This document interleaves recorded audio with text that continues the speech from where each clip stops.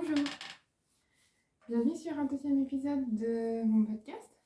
Je m'appelle Agathe et vous pouvez me retrouver sur les réseaux sociaux et Ravelry sous le nom de Yasamia Goda. Je ne vous parle pas de chez moi, je vous parle de chez mon grand-père. Je suis en vacances avec ma petite sœur.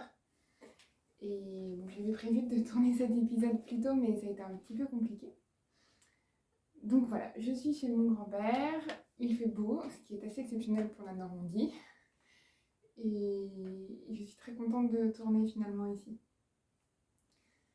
Alors, je voulais commencer par vous remercier beaucoup. Vraiment, j'ai été très touchée par tous les messages que vous avez laissés sous la première vidéo. Je pensais vraiment pas pouvoir toucher autant de monde.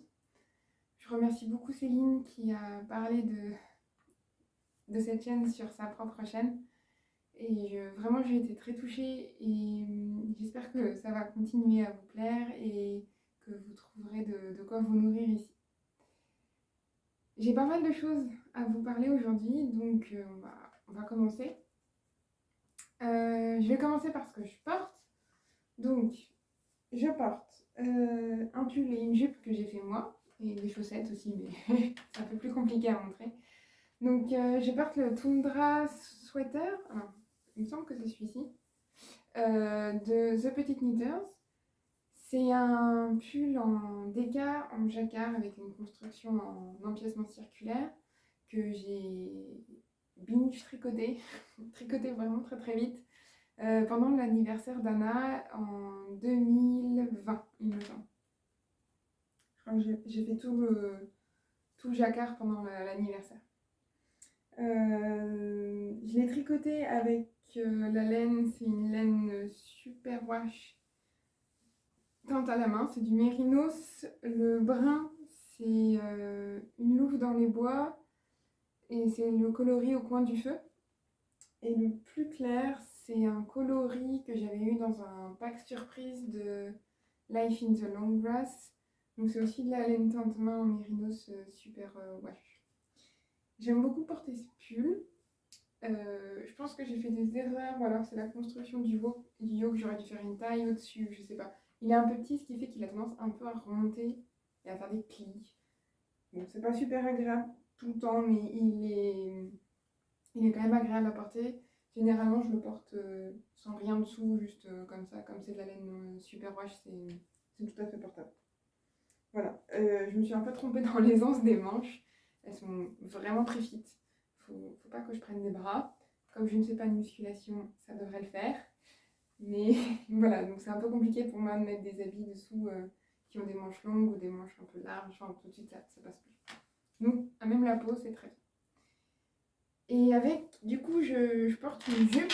Alors, je ne sais pas trop ce qu'on va voir. C'est une jupe que j'ai finie la semaine dernière. J'avais besoin d'une cousette facile et rapide. Donc voilà, j'ai fait cette jupe. C'est la jupe bohème de Vanessa Pouzet. J'en avais déjà fait une en viscose avec des motifs floraux pour le mariage de mon cousin pour cet été. Et là, plutôt que du volant que normalement on met, il y a un volant qu'on découpe et qu'on vient coudre dans le même tissu, j'ai mis un galon de dentelle. J'ai acheté plein de galons de dentelle et de boutons sur Vinted. Et donc, je les ai cousus. Donc, j'ai cousu ce galon que je trouve qui va très très bien avec la jupe. Ça donne un côté un peu rustique et que j'aime bien. Normalement, le galon va... Je vais essayer de me lever pour vous montrer. Le galon, normalement, va... Enfin, le volant va jusqu'ici. Mais donc, j'avais une quantité limitée de dentelle. Parce que je ne l'ai pas acheté pour le projet, mais j'ai fait de la récup. Donc, ça s'arrête un peu plus bas. Mais ça me convient plutôt bien. Voilà. C'est une jupe portefeuille avec le devant qui est plus court que le dos. Voilà. C'est vraiment une couture hyper satisfaisante parce qu'il n'y a pas beaucoup de couture. Il y a une grande couture dans le dos, il y a le galon et la ceinture. Donc ça ça va très vite et c'est un rapport effort rendu que moi je trouve hyper satisfaisant.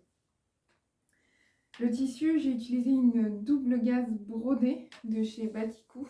Je ne sais pas ce que vous allez voir, mais voilà, il y a des petites fleurs dessus qui sont brodées. Voilà, dans un coloris camel, jaune, très joli, sable. Voilà. En termes de tricot et de couture, de ce que j'ai réalisé d'autre. La dernière fois, je vous avais parlé d'une robe verte en velours que j'avais commencé à coudre. Elle n'est pas finie, donc vous montrerai quand elle sera finie. Globalement, si je ne vous parle pas de ce projet-là, c'est qu'ils sont, et que je vous en avais parlé la fois dernière, c'est que soit je ne les ai pas du tout touchés, soit je les ai pas finis. Et donc, comme je voudrais pas faire des épisodes trop longs, je préfère ne pas vous en parler du tout. Voilà. Je vais vous parler du projet que j'ai publié sur Instagram la semaine dernière, enfin le 21, pour le solstice d'hiver, et qui était mon patron projet secret de la dernière fois, qui est un patron de Céline, Mademoiselle Pétronille, et qui est la pèlerine Déméter. Un nid de douceur et de réconfort et de chaleur. Je l'ai déjà beaucoup porté. Donc il y a des petits morceaux de plein de choses dedans. Je vais vous la passer. Hop. Voilà. Donc la pèlerine Déméter, à laquelle j'ai ajouté une capuche, qui est la capuche Bombec de Atelier Emily. Donc comme je l'expliquais la semaine dernière, je l'ai tricoté dans la Malou Light de Lang, qui est une laine composée de mérinos, alpaga et polyamide. Elle est vraiment très douce, elle est très chaude et elle est très légère. Donc ça fait vraiment quelque chose de parfait. Enfin, tout de suite ça réchauffe et ça... Je tricote pas souvent de l'alpaga et je comprends pourquoi les gens aiment bien. Ça tient vraiment chaud, tout en gardant cette légèreté. J'ai l'habitude des laines non traitées, rustiques et un peu lourdes. Moi j'aime bien les projets un peu pesants sur la peau parce que ça met du poids, un peu comme les couvertures lestées, ça apaise. Mais j'avoue que je découvre aussi la joie des projets légers et que j'aime bien ça. Donc cette pèlerine, on la tricote du haut vers le bas. Donc normalement il y a un col après qu'on vient faire a posteriori en relevant les mailles. Du coup moi j'ai relevé les mailles mais j'ai fait une capuche et pas un col. Donc c'est pareil que le pull que je porte en dessous, c'est un empiècement circulaire avec des augmentations qui sont comprises dans le motif de dentelle. Voilà. Donc c'est de la dentelle très simple, on vient juste faire des espèces de petits triangles là avec une diminution centrale. Vraiment c'est pas compliqué, hein. Au niveau de la dentelle, il y a des diagrammes pour toutes les tailles. Et ça se fait tout seul, ça rythme bien le tricot, ça fait qu'on avance. En plus, ça se tricote en 4, donc ça dépote comme tricot, ça avance vite. Voilà. Et ensuite, on finit par des côtes.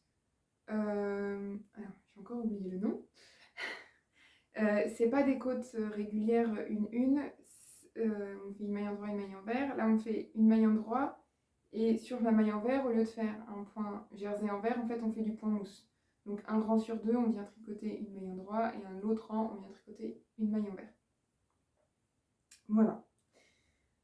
Pour ce qui est de la capuche et de l'ajout de la capuche, ça a été super facile parce que je crois que pour ma taille, je castonnais, je montais 84 mailles ou 83 et la capuche, pour ma taille aussi, je faisais 84 mailles. Enfin, il y avait une ou deux mailles de différence.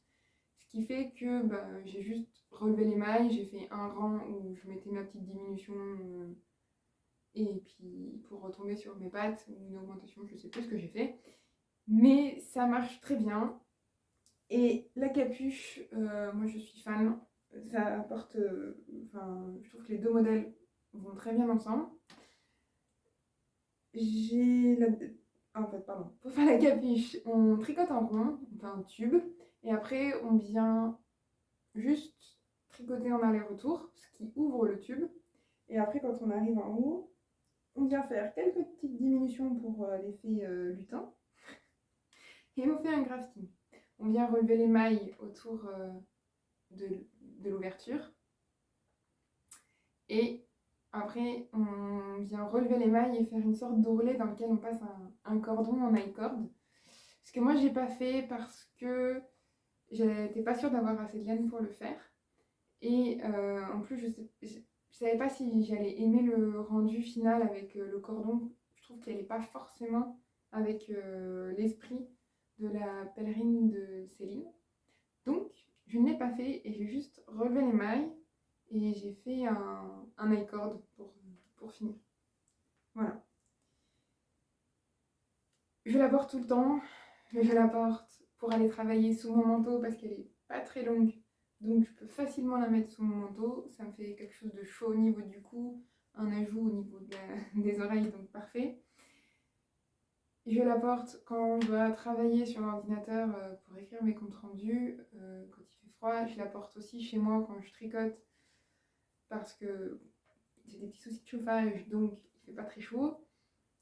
Voilà, je la porte vraiment souvent, elle est très agréable et voilà, très rapide à tricoter. Si vous avez une envie de faire un cadeau à quelqu'un, c'est vraiment rapide. En malou, ça passe, c'est nickel. Vraiment, je vous conseille très très fort ce projet. Voilà. Sans transition, j'ai fini d'autres choses. J'ai fini les chaussettes de mon grand-père, qui, telles que vous les voyez, ont été portées hier soir, parce que je les ai offertes hier soir, et il les a mis pour vérifier que Dieu est bien. Il en est très content, et il m'a prêté au passage les chaussettes que je lui avais faites l'année dernière. Donc c'est celle-ci. Hop. Donc au passage, je vérifie qu'il en prend soin. Voilà. C'est la même recette de chaussettes. J'ai fait 72 mailles en côte.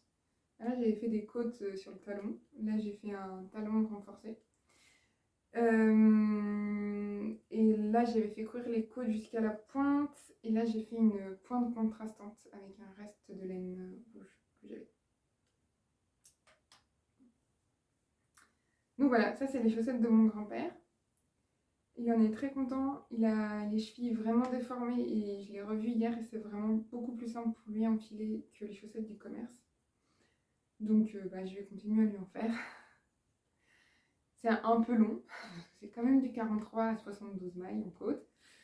Et je les tricote en 2,25, donc ça fait vraiment des grandes chaussettes. Et voilà, il est content. Je les ai faites un peu plus courtes, je crois, cette année. Ouais, il y a un 4 cm de moins.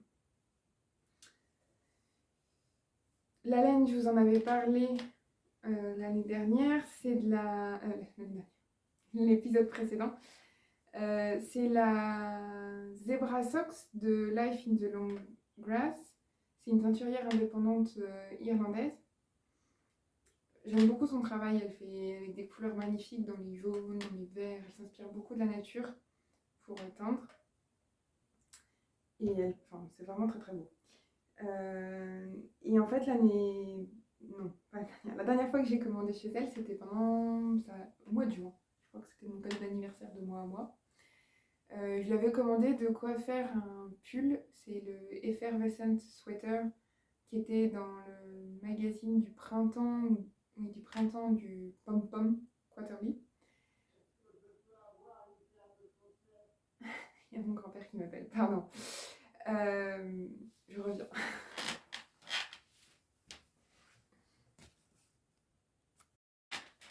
Pardon, interruption du grand-père, et du coup, je n'ai plus les chaussettes. Il les a récupérées pour les mettre. C'est fou. Donc, je disais que j'avais acheté de la laine l'été dernier pour me faire l'Effervescent Sweater. Donc, c'est un pull, vous le verrez, hein. C'est un pull avec un petit volant en mohair. avec un empiècement circulaire en dentelle. Et donc j'avais acheté cette laine et puis j'avais pris de la laine aussi pour faire un play-on. Donc c'est un t-shirt de Yarnflex Audrey avec un col en V et un raglan et un motif de dentelle au milieu. Donc j'avais pris cette laine et il y a eu un couac dans la commande. Bref, la teinturière m'a offert les chevaux qui est là. Et il y a l'autre couac, c'est que j'avais le t-shirt que j'avais, enfin la laine pour le t-shirt, je l'avais acheté dans des tons verts et je l'ai là. Et j'ai reçu du rose. Voilà. Du magnifique rose, hein. Mais c'est du rose, c'est pas du tout d'hiver. Donc il faut savoir, et les gens qui me connaissent savent que le rose, c'est pas trop ma tasse de thé. On a des blagues, à Grenoble, j'ai des copines qui tricotent et on a tout un peu nos couleurs. Et donc moi, c'est beaucoup les jaunes, les verts, les bruns, comme ça, beaucoup de brun, de rouille. Mais pas du tout le rose. Le rose, c'est Iris, c'est Anna, etc. Mais c'est pas moi. Julie aussi tricote beaucoup d'autres. Bref. Et donc, du coup, quand j'ai reçu ça, j'étais... qu'est-ce que je fais? Je lui renvoie la laine en lui disant bah excusez-moi mais vous êtes trompé, j'avais pas commandé ce coloris là. Je lui dis et je lui demande à ce qu'elle me renvoie la coloris, mais je garde ce coloris là et je l'offre à quelqu'un. Enfin, je savais pas trop quoi faire. Et puis comme j'avais beaucoup attendu la laine parce qu'il y avait eu des soucis dans la livraison, bref, elle l'avait envoyé à mon ancienne adresse, c'était compliqué. Et je me suis dit, Agathe, on t'offre l'opportunité de tricoter une laine que spontanément tu n'aurais pas achetée toi-même. Eh bien, tricote-la. Donc, tada! Je tricote le play-on t-shirt de Audrey, Yarnflex. Alors, je le tricote en duo avec ma petite sœur parce que pour son anniversaire, je lui avais offert... je fais des kits généralement à Noël et à son anniversaire. Donc, je lui ai offert le kit avec les aiguilles, le câble, le patron et la laine. Donc, pour le moment, ça ressemble pas à grand chose, surtout que c'est un peu le bazar dans les aiguilles. Hop, je vous montre à l'envers, super. Ah, youp. Donc voilà ce que ça donne pour le moment. Donc j'ai fait le raglan, j'ai séparé les manches et le corps et j'ai tricoté la première manche et là je suis en train de faire la seconde. Il y a pas mal de différences de teinture entre les deux écheveaux. Donc c'est pour ça que j'ai fait ça parce que normalement j'aurais fait le corps et puis après les manches. Mais là j'ai décidé de rester dans le premier écheveau pour faire tout ce qui était dans la partie haute du corps, donc encolure, manche, comme c'est des manches courtes, et donc le raglan. Et après, je vais venir faire avec la reste de laine des rayures pour faire une sorte de fade sur la fin de l'écheveau et la fin du t-shirt. Hop. La petite modification que j'ai faite, c'est que moi, je vais pas faire le motif de dentelle que Audrey propose. Je vais faire un motif qui a été créé par Fiber Tales. Je crois que son prénom c'est Leike, mais je suis pas sûre de bien le prononcer. C'est une créatrice danoise. Et elle a fait un motif avec des torsades. Elle a fait 3 projets, je crois. Elle appelle ça grow, du verbe pousser, G-R-O-W. Donc il y a les grow socks que moi j'ai tricoté, il y a les grow hat, le chapeau, donc un bonnet, et un grow shag. Et elle a aussi utilisé pour faire un headband, dont j'ai oublié le nom, et qui reprend en fait ce motif de torsade là tout le long, et sur une paire de mitaines. Donc, moi j'ai fait les mitaines, le bandeau et les chaussettes. Et donc c'est un motif que j'aime bien, qui reprend un peu le... Il s'appelle Yadala, le headband. Qui reprend un peu des motifs de plantes, etc. Et j'aime bien ça. Donc je reprends ce motif au niveau du devant du t-shirt. Voilà. Je l'ai amené pendant les vacances parce que du coup il y a ma petite sœur. Et comme On le tricote ensemble, alors on était à faire les manches, parce qu'elle a déjà fini le corps, elle. Donc on était à faire les manches ensemble.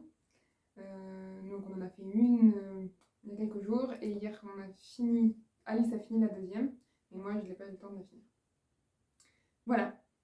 Donc, les erreurs de livraison, parfois ça a du bon. Je me mets à aimer le rose. Je sais pas trop avec avec quoi dans ma garde-robe je vais pouvoir le porter, mais c'est pas grave, comme ça j'aurai une bonne raison de me faire d'autres vêtements qui pourront aller avec ce t-shirt. Voilà, je suis pas particulièrement pressée de le finir, je le tricote petit à petit, je pense que je vais être contente de l'avoir pour le printemps.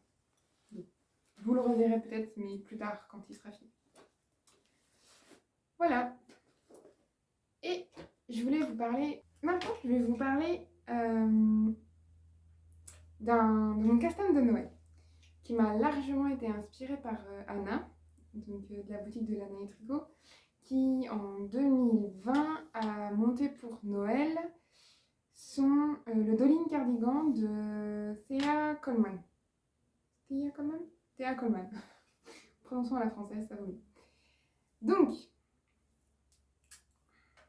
le voici. Donc, je l'ai monté, je crois que je l'ai monté le 24.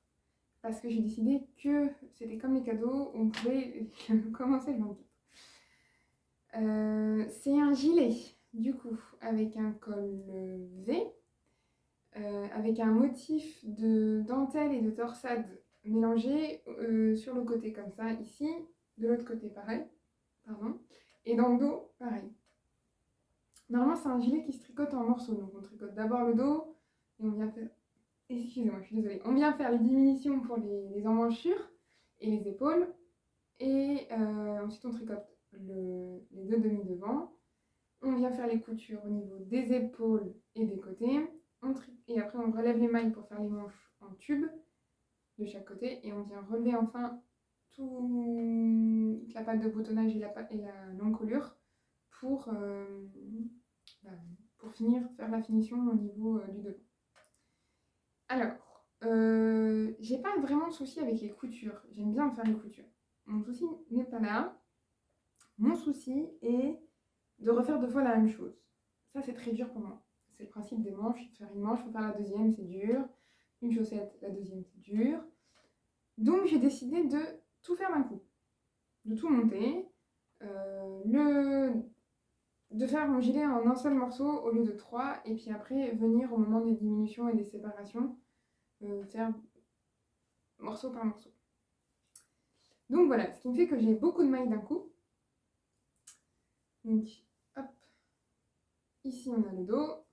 Ici, on a un demi devant. Et là, on a un autre demi devant. Ça monte bien. Ça se tricote en 4,5. Enfin, dans le patron, elle préconise un 4. Les Evi 4, moi, je les tricote en 4,5. Parce que ma laine est plus épaisse. Je ne fais jamais d'échantillon. Donc, je ne sais absolument pas si ça va être bien ou pas. Mais je pense que oui, je l'essaye au fur et à mesure. Et ça a l'air d'aller. Donc on va voir. Je vous ai pas parlé de la laine. Donc la laine, je pense qu'elle est vachement connue maintenant. Il y a beaucoup de modèles qui ont été faits avec. C'est la Gilliatt de Dererum Natura, qui est une laine cardée, 100% laine, et il me semble que c'est du mérino d'Arles et du mérino noir, portugais. Donc c'est une laine qui est douce, qui pique pas du tout, que moi je peux porter même la peau sans souci, qui a une belle définition et surtout une couleur. Il y a la lumière qui passe entre nous, mais cette couleur, mais quelle beauté! C'est une sorte de rouille potimarron. Voilà, ça c'est les couleurs que j'aime vraiment beaucoup. Je pense que vous allez en voir beaucoup dans ces couleurs-là, de brun, etc. Voilà, ça va être vraiment bien. Ça va très bien aller avec ma nouvelle jupe. Ça va aller avec la robe que je suis en train de coudre. Ça va aller avec plein de choses dans ma garde-robe parce que c'est vraiment la couleur que je porte le plus. Voilà. Écoutez, ça monte doucement, tranquillement. Je passe pas beaucoup de temps parce qu'il faut que je finisse mes cadeaux de Noël. Mais ça avance un peu. Et j'espère pouvoir vous en parler, enfin pas vous en parler, mais pouvoir vous montrer terminé avant la fin du mois de janvier. Ce serait chouette. Après un gilet chaud, ce serait assez agréable. Voilà. Je crois que je vous ai tout dit sur ce projet. Et on va passer au suivant. Ils ont une paire de chaussettes. Hop. J'ai fini la première et j'ai monté la deuxième. Il y a encore des aiguilles qui se baladent partout. Tout est normal. Donc, c'est les Radish Socks de Stone Knit. Je crois qu'elle s'appelle Charlotte, qui est une designeuse suisse, il me semble, qui fait beaucoup de chaussettes en jacquard et qui a publié un livre récemment. Et ces chaussettes, les motifs sur le jacquard, parfois c'est géométrique et abstrait, mais c'est souvent illustratif. Et je trouve que les chaussettes, c'est vraiment l'endroit où on peut se permettre des fantaisies en tout genre, et par exemple d'avoir des radis dessus, ou des paillettes, ou des couleurs farfelues. Par exemple, j'ai beaucoup de chaussettes roses. Et où on peut voilà, s'amuser, et c'est l'élément de la garde-robe. Vraiment, on peut faire preuve d'originalité et de créativité. Ces chaussettes, je ne les tricote pas pour moi, je les tricote pour un ami avec qui je danse. Donc comme vous savez, je fais des cadeaux de Noël pour mes amis de la danse. Et donc ça, c'est son cadeau de Noël. J'ai choisi ce modèle parce que... Toujours la petite histoire. J'ai choisi ce modèle parce que il veut faire une formation de maraîchage. Il n'a pas été pris malheureusement. Et voilà, donc c'était le lien avec les radis. Les radis de 18 jours qui poussent très très vite. Mais bon, on peut être aussi des radis de plusieurs années qui prennent du temps à pousser. Mais c'est pas grave. On devient quand même un beau radis à la fin. Voilà. Et puis le maraîchage et les radis, ça va ensemble. Et si on rajoute un dernier petit lien, c'est un ami qui a un humour qui ne manque pas de piquant. Voilà, c'est-à-dire qu'il peut se taire. En très longtemps, il nous observe avec ses grands yeux et son sourire. Et puis à un moment, il va sortir une phrase piquante, bien dosée et tout. Donc, les chaussettes qui ne manquent pas de piquant. Je les tricote avec plein de laines différentes. Je les tricote avec de la mondime pour le blanc. Le vert, c'est de la laine vilaine. Alors, j'ai perdu ma boulette, je ne sais plus du tout où elle est. Je pense qu'elle est dans la voiture de ma sœur, parce que je les ai un peu tricotées dans la voiture de ma sœur. Donc, je vais faire des recherches et j'espère fortement la retrouver. Sinon, je mettrai un autre vert. J'ai oublié le nom du coloris du vert. Mais je sais que je l'ai acheté à la boutique de laine d'Anna pendant l'anniversaire en 2022. Le rose, c'est la Regia Premium soie. Donc c'est de la silk et de la soie premium silk, mais donc c'est de la soie et du mérinos. C'est un reste de chaussettes que j'avais tricoté pour la maman de mon amoureux. Voilà, comme elle fait du 36, il me restait pas mal. Et le brun, donc ça je l'ai acheté exprès pour faire cette paire parce que j'avais pas en stock du brun suffisant pour faire une paire de chaussettes. Donc c'est de la Javol de Lange.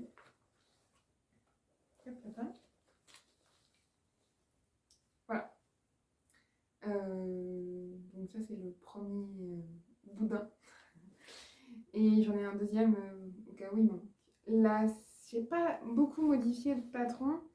Je fais la taille 64 mailles et... Bonjour Alice. Bah, ça va d'arriver. Je fais la taille 64 mailles. La seule modification que j'ai faite, c'est qu'au lieu de faire la pointe blanche, parce que je trouve que c'est la partie la plus salissante de la chaussette, je l'ai fait brun. Pour... Au revoir Alice. pour que si ça salit, ça se fonde. Voilà. Ces chaussettes me permettent de vous parler d'un autre projet, si on veut, d'un autre événement en tout cas, tricot auquel je participe, même que j'organise avec mon amie Iris. Nous avons décidé de faire un cal, les chaussettes du potager, où on vient ensemble tricoter des chaussettes en rapport avec les fruits et les légumes, potentiellement extensibles aux fleurs, si elles poussent dans nos jardins. Et moi, j'aimerais faire une petite entorse pour des champignons, mais je ne suis pas sûre qu'Iris soit d'accord, donc je verrai. Donc l'idée est de tricoter des chaussettes en rapport avec les fruits et les légumes, ça c'est sûr. Donc les légumes, on y est. Alors, en rapport, c'est-à-dire que vous pouvez tricoter des chaussettes avec des dessins, donc, où c'est illustré comme ces chaussettes-là avec des radis, donc, ou avec des pommes, avec des fruits, etc. Mais vous pouvez aussi prendre une laine dont le coloris a le nom d'un fruit ou d'un légume. C'est le cas par exemple Iris, elle a fait des chaussettes citrouille, donc elle a inventé un patron à partir de mailles glissées. Et avec un coloris qui s'appelait la citrouille du matin ou quelque chose comme ça. Voilà. Je vous mettrai son Insta et son Ravelry en lien, comme ça vous pourrez aller voir son projet. Comme ça vous aurez une meilleure explication. Voilà, l'idée c'est donc de tricoter avec un coloris ou un patron en lien avec les fruits et les légumes du potager. J'ai fait un bundle, vous savez, c'est une sorte de rassemblement de patrons sur Ravelry où je propose des patrons. Enfin, pas moi, hein, mais je regroupe des patrons de différentes designeuses qui peuvent rentrer dans ce cal. Et voilà. Si vous avez des idées d'autres patrons, n'hésitez pas à m'envoyer un message sur Ravelry et je le rajouterai. Je n'ai pas passé beaucoup de temps là-dessus, donc je crois qu'il y a une douzaine de patrons pour le moment. Mais voilà, n'hésitez pas à en rajouter si vous en connaissez d'autres. Avec Iris, on aime beaucoup les chaussettes et on trouvait que voilà, c'était une façon rigolote de tricoter ensemble des chaussettes et de partager, enfin, voilà, de faire du lien entre tricoteuses parce que c'est comme une des plus belles choses dans le monde du tricot, c'est le lien qu'on peut faire les unes avec les autres. Donc n'hésitez pas à nous rejoindre. Donc, le local se fait principalement, enfin quasiment totalement sur Instagram et on a un hashtag cal des chaussettes du potager. Je vous mettrai en lien aussi parce que j'ai appris à faire ça. Voilà. Bon, écoutez, je crois que c'est à peu près tout ce dont je voulais vous parler aujourd'hui. J'espère que vous avez passé de bonnes fêtes de Noël et je vais vous souhaiter un excellent réveillon de fin d'année. Prenez soin de vous et profitez du temps que vous avez en famille ou avec des amis ou seul parce que c'est comme ça que vous préférez passer le temps. Et je vous souhaite une excellente fin de journée et une excellente fin d'année. Au revoir.